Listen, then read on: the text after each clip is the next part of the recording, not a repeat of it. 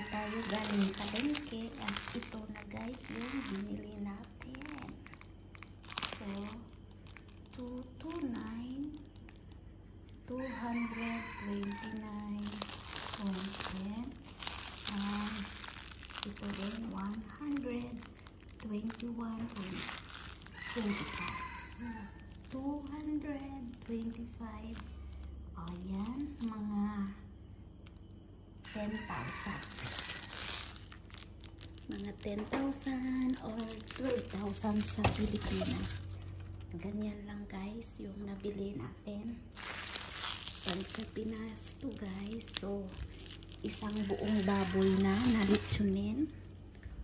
Pero dito tayo sa ibang bansa. So, yan lang guys. So, yan.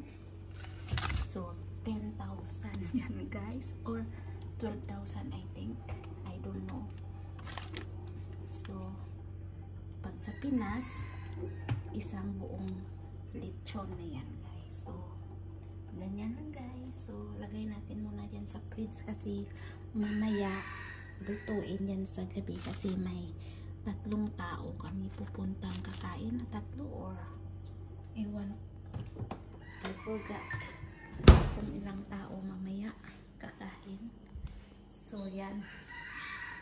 So at mayroon po tayong manok na nagtitilaok doon. Yan, manok na nagtitilaok yan. Yan, yan.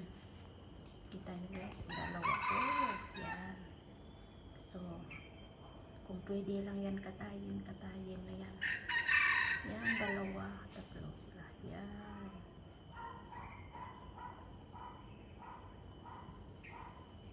Guys, parang nasa bukid lang tayo ng Singapore. Yan.